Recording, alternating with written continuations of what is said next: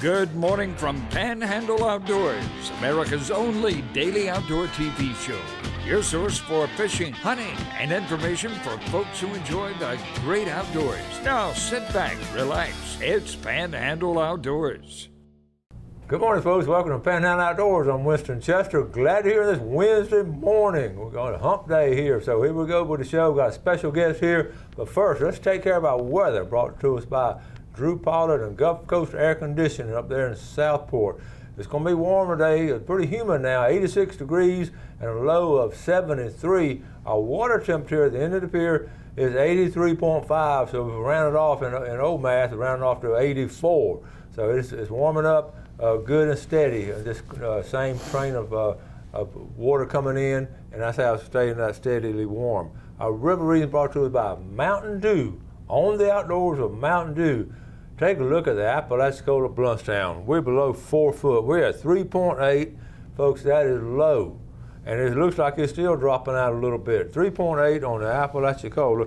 The Choctahatchee had a little bit of rain over Caryville, so they're going up. I've got a 5.5 this morning and a little bit on the rise, so that's going to be some good fishing over there.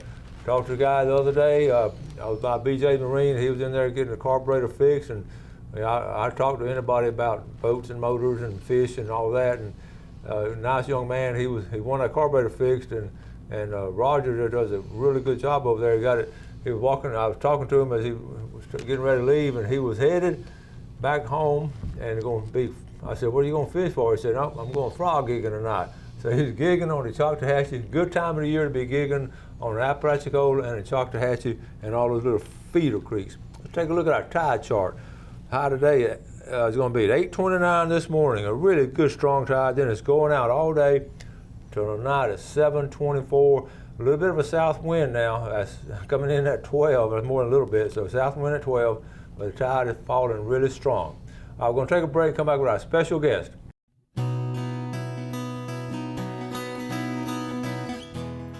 Welcome back, and look at our new guest, but in the studio, back in Studio A. Daniel. How's it going, partner? How's it feel being back in here? It's nostalgic. But now we were talking, you sort of like Studio B also, didn't you? I do. I like Studio B. It's a little more relaxed and a little more closer to home. A little more homemade for sure. But I'm good either one. We are. We're flexible and blessed to be. You were telling about you had a good little fishing experience the other day. I just got a kick out of that. That's cool. I did. It used to be, everybody remembers the beginning of Andy Griffith, where everybody walks down to the fishing hole. Mm-hmm. And I found out about a pond up in the Sand Hills, and apparently not very many people go there, and I'm not going to say where it's at, but I had to backpack in. It wasn't far, it was only a mile, but it was very rough terrain to get to. But once I got in there, the water was crystal clear. Caught the tar out of largemouth bass, and when it got too hot, got in, took a swim, and I was just thinking, that's how we used to do things. Simple, wasn't it? It's very simple, and then except for the long walk back out, it was a very refreshing, nice afternoon, and just to go somewhere by yourself and have a little time to spend with nature, and it was a nice day. That goes back to what we say about relaxing with nature. It doesn't matter if you're 40 miles out in the Gulf or you're in a tree or up in a sandhill pond or down on the creek. I didn't know what to expect. I didn't know if there was any fish there or not. So actually, I just took one of those little hobo reels is all I took. Yeah, but I walked out there and waded out there and threw it out, and it really shocked me. You had some different plugs with you? Or? No, I was using worms. Just plain old earthworms. That is old school and fun. But that goes to show you, though, getting back to simple things is just a lot of fun. It is. It's refreshing. That's cool. And it's great exercise, too. Yeah, it is. That was. Yeah. It really was. And I can still remember, people walking down to the creek. I'm going to go to the creek. They didn't drive to the creek. They walked down to the creek. That's right. So anyway, also we're talking before the show, we're talking about, on the flip side, most people don't walk to the creeks anymore. They get them on a boat and get out in the bay and all. But taking care, we always talk about, you're a boat expert. I always ask you boat questions. Getting the right people to do the job. Right. And you've had some experience recently with on the opposite side where some people just haven't been. Yeah, and I'd like to say a shout out to Wayne and Elaine Parrish. They're some of your very faithful viewers out of Weewall, and they have had an incident where their houseboat, there's pretty much not any other way to say it, they've been taken advantage of, and so they asked us to come in and do an investigation and a report on it and try and help them recover some of their losses. So that's one of the things we've been working on. But they're just kind of like the backbone of most of the people who watch the show. I mean, I sit and visited with them for quite a while. Just the warmest, most friendly people, and just really good, just down home quality home folks, you know. And you hate really to see enjoyed my people- time with them. You hate to see people like that taken advantage of. You do. Because it's just And not it right. happens all the time. So that's kind of one of the things we wanted to talk about today is, you know, inevitably, if you have a boat, you're going to have repairs and you're going to have things that need to be done. So it's very important that you figure out who you're going to use, get references, and be sure they know what they're doing, because there are a lot of people right now that are out there that are just criminals. They'll take money. They don't care if they're ever going to do the job. And or not. you run across these situations, because you've been telling them about them. He's not just making this up. I mean, we're not going to say some things on the air that he was telling me, because that's right. Some's under investigation and all. But you guys got to be careful, because. So one of the things that a lot of people may not realize is that, you know, not only am I a marine surveyor, but I'm also an investigator for fraud. So there's some people who are going to be getting some visits coming up from our local law enforcement, because they took money to do jobs that they never intended to do. And as that develops, I'm sure we'll talk about that more, and we may even get to a point legally where we can name names on air to warn people from falling in the same trap that others have fallen into. But I do a lot of that type of investigative work, and I just absolutely hate a liar and a thief more than anything. And I love doing what we can do to bring them to justice. We got so many of these marine mechanics and all who are such good, hard-working people, great reputations and all. Excellent. And you know, and we look at the businesses around town. These businesses have been here a good while.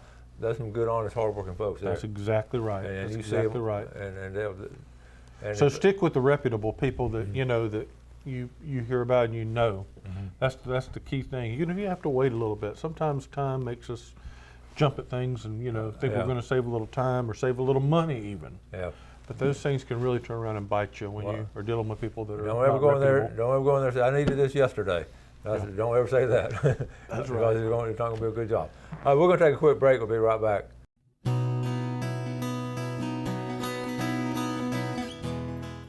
Okay, welcome back. Sitting here with Daniel Cole, and we're talking about. I got a couple of pictures to show you, and I'm going to show you before we start talking, because we're going to forget about it. Talking about doing a day's work and some of those things and all. The most terrifying roadblock in the history of mankind. You got to be in our generation to appreciate that. You left the house and your mama been looking for you. She couldn't find you, and she's holding that switch, and I was blocking that road. So I saw that the other day. That's funny. I feel sorry for the one just wearing his underwear.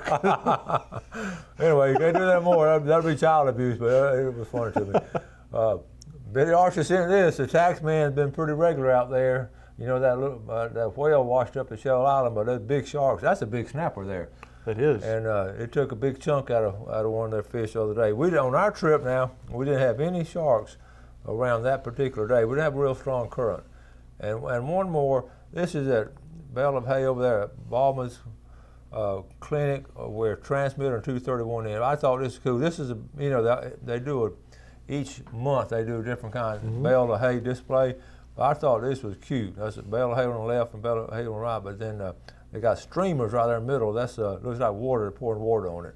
So I thought, for this time of year, that's a good one. Okay, let's get back to some boat stuff and all.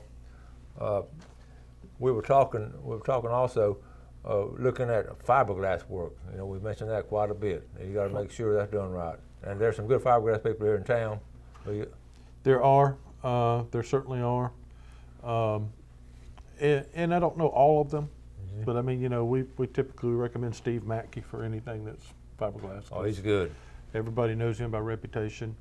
As far as yards and haul outs, you know, we've had a long-standing relationship with Miller Marine, and you know, I saw Mindy was on the show the other day. Yeah, that was good. And you know, so there's a few people that you know that that's definitely two that if you got to wait, they're worth waiting on. Well, the problem at Miller Marine, like Manny said, they've got a waiting list this long of people, and you know right. it. And the longer you wait to get on that list, the longer you'll wait. Yeah, but if you want to do things right, they could double their space and still.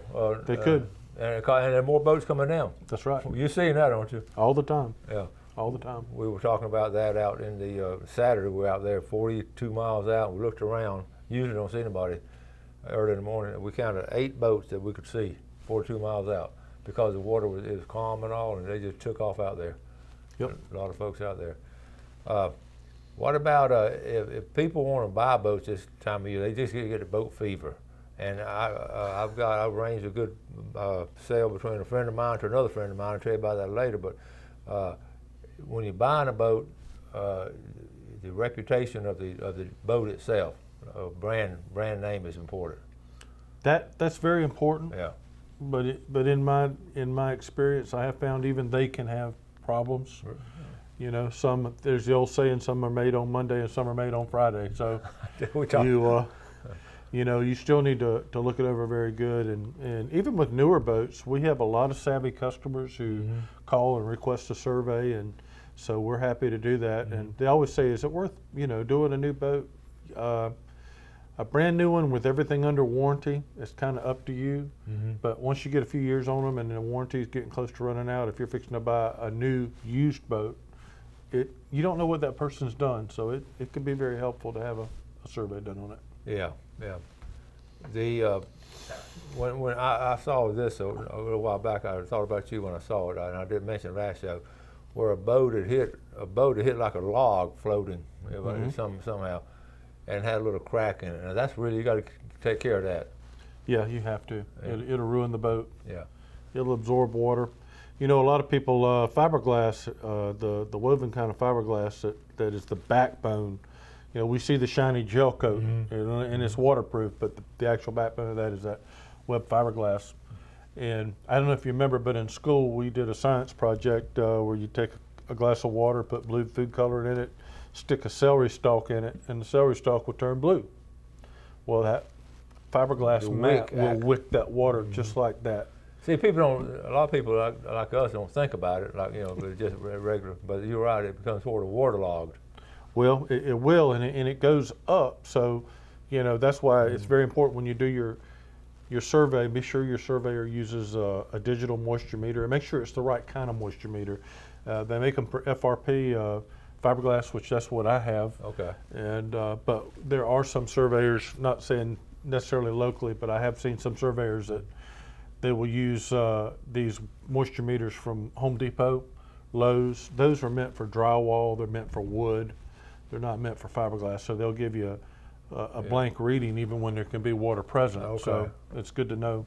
And there's a dramatic price difference between the two. Are there? So a real surveyor will have a real FRP meter, not one of those. You were talking about outdoor things, and again, Saturday I was looking how boat styles change, and I'm talking about, here we are, I'm fishing Billy Archer on Mike Miller's first boat. Okay, it's a sweet boat, but most of the boats going past us, these center consoles, 3 250s on the back. I mean, just monster boats, and they're flying. But that's the same boats that we use out there tuna fishing, out there in Louisiana.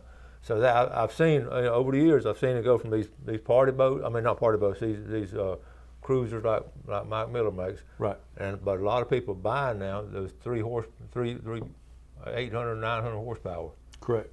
So that's changed. I've seen that changed in the last 10 years. It really has, and I would just say, you were in the right spot. I tell you, I have the utmost respect for Captain Billy Archer and his outfit. They run a real top ship. And well, here's the thing about it. We're able to fish at a spot, and we only stayed there 15, 20 minutes. But then we're able to go into an air-conditioned cabin. That's right. And have drink some water and eat a little snack and all till it cruises to the next stop. Now I fished these 900 horsepower. I've been on them, and you got to hold on. You're going to either sit in that beanbag or hold on while you're running. And I to me that's that might be exciting for some 20-something-year-old, but if you fish as long as I have, that comfort is important. You know, my grandmother used to always say to each his own. Yeah, that's true. That's not my thing either. I mean, I'm like you. Yeah. I like things at a slower pace. But, you know, I think that market targets people who, you know, don't have as much time. They want to get there right now, That's true. fish, and get back in. Yeah. And it's a god-awful expensive way to fish because of fuel prices right now. But, I mean, I can kind of see both of them. But I'm with you. I'll take the air conditioning and the couch over the, you know, hanging onto something and beating. But it's got its place, and I think that they're just going to be part of the fishing world now. For sure. Ironically, while we brought this up, my buddies in Valdosta, we've always gone on old Grady White. And this year, one of the other guys has one of these go fast boats, and so this year in the Sea Quarters tournament, I'm afraid we're going to fish a go fast boat. and so we'll let you know. They know get there ahead of everybody else. Oh well, yeah, it's something else. So anyway, well, let's take a break. We'll be right back. Okay, all kinds of things to talk about. Welcome back. Sitting here with Daniel Cole talking a lot about boats, and let's take a look at our fishing game times today. Brought to us by Blue Water Outriggers down in Port St. Joe. Our time, one time today, 11:08 to 1:08. So just take a 2-hour lunch and go fishing. As simple as that. I got to show this set of pictures. A young man sent it to me, so I'm gonna. We'll get back. Okay, here. Hey, Coach Chester. This is Matthew Stevenson. I was on your show a couple years ago for the Mosed Out of Red program. I got your number from your granddaughter Maddie. Anyways, I got an outdoor story for you if you want it. So what do you say to that? Let's you hear want it. Okay, so he sent me this picture. This is Sand Hill Ponds. Look at that, Daniel. So I said, what's going on? He said, my cousin, Will Fella, caught his first fish the other day. And let me tell you, it was a doozy. He lives in Colorado and down here on vacation. We were fishing one of the ponds off Highway 20, and he reeled in this nearly 2-pound brim. The scale said at one point it was massive. So, so a couple more pictures of it. That's a plain old tackle box. Is that huge? I love stories like this. Look Beautiful. Look how big that thing is. Look at that. So I told him, congratulations. That's where he waited. Those two boys are happy, aren't they? Yeah, they are. That's going to be a memory of a lifetime. So, Matthew, glad you sent that to us, and we want to hear. We love stories like that. That's sort of like your story, going in there, just walking in and catching them. So these ponds this time of year, folks, they're alive with some really big fish. So anyway, talking about big things going on when that big barge hit the Apalachicola Bay Bridge going into St. George Island. What's going on with that? Well, we did an investigation for the insurance company on the south side fender system, and I guess they liked the report so much they hired us to go back and do the north side. They had a previous strike. It was a couple months before that by another tug and barge, so we're going to be doing an investigation on that bridge strike and fender system as well. So awesome. That speaks well of your stuff when you're doing stuff like that. Yeah, because we weren't anticipating that. We were anticipating just giving the report and all, but we actually developed a lot of details and information that helped their case. Mm-hmm. So we immediately went back. Of course, we'll be going back this week and finishing that up on the other side, but they've been a great company to work with so far. I bet they have. And speaking of Apalachicola Bay, that's just a diamond right there. I mean, you go fishing, and there's so much you do in Apalachicola Bay. There is. And fortunately, it's not super crowded like you know. It's getting crowded, but it's not super crowded. Well, we went. I'll give you a warning from experience. You've probably been there. You know the little boat ramp they have on St. George Island Bridge there? I do. On the other side? Don't go there when it's an east wind. We put our boat in last time, and it was rolling 4-foot rollers into that little chute, and there was nowhere to go. And we just had to deal with it. That's what we did last time we went over and did the last investigation on it. Okay. So that's how you had to do that? Boom, boom, boom. All the way, it was rough. So you didn't have the other ramp. What other ramp could have been used on the East Point side? Not a ramp there? Not that I'm familiar with. No, I don't think there is. And because that IWC pass-through under the bridge is on that end of the bridge. Okay. It was so rough. That was just the closest way to get to it. But speaking of crowds, and I was going to bring this to you. I wrote it down. I didn't know if we'll get time to, but talking about crowded conditions and all. We have scallop season coming up. And that's August the 16th. It's on my calendar. It's on Monday, which I like starting on a Monday. So you don't get all those crazy people coming down, but it's going to be crowded. Right. But listen, I was looking at it last night. And you know, the rental people, they rent. Okay, wait a minute. Listen. Okay, I found there's a group coming in, boats coming in. There's a company down in Homosassa Springs that do scallop tours. They've been doing it because that's how that's how they do it down there. They just that company is coming up here to Port St. Joe, and their boat's going to be for rent. Now you can rent it for 4 hours for $350. If you want it for 6 hours, it's $450. But you only put 4 people on a boat. And I think, but anyway, does that give you a crystal ball into the future of St. Joe Bay in a scallop situation? It's going to be crowded. It's going to be crowded. But what we talked about a few shows ago about a few notes left on a few people's windshields, there might be a little more communication from the locals. That's true. It's just going to be, and then they're also going to rent pontoons there in St. Joe Bay for people that don't know how to drive. So I don't know what to tell you about scallop season. It used to be so exciting about it. Now I have trepidation as I enter into it. Well, I expect that as shallow as that bay is, that they're probably going to have a lot of people getting stuck and grounded there. Well, what they're going to have as the tide drops out. It will be some of that and all. But anyway, go and put it on the calendar. It's going to go through September 24th, a little bit over a month. And I was all excited about getting people to plant scallops and raise scallops and all that kind of stuff. But I'm sort of losing my enthusiasm for that because we're just throwing them out there that people are going to just pick them right back up. So I don't know. We've done all we can as far as trying to replenish them and all. So anyway, we're about to run out of time. We got anything else? What else? What you got planned? Well, I'm planning to do another walk-in trip on that fish pond. Isn't that the truth? I mean, that's just Believe me, I'm not a good fisherman in any stretch of imagination, so when they line up to commit suicide with me, buddy, that's a good fishing day. That's pure natural fishing right there, though. Yeah. You got your pole, you got your worm, and you walk into a natural area. That's right. That's great. Well, Daniel, I appreciate it, buddy. Yep, absolutely. And thanks for having me. Have some more adventures this next month. Come back and share them with us. We'll do it. All right, thank you. Thank you. Folks, we always appreciate you watching the show. If you have any kind of boat questions or anything, call Daniel and get some answers on it, especially if you're buying a used boat. Call him and ask him some questions. Thank you all for watching our show. We appreciate your viewership. Do something good today for your fellow man, and God bless. Thanks for watching America's only daily outdoor TV show, Panhandle Outdoors with Winston Chester, featuring hunting, fishing, and other activities and information to help you enjoy the great outdoors. Join us next time for Panhandle Outdoors.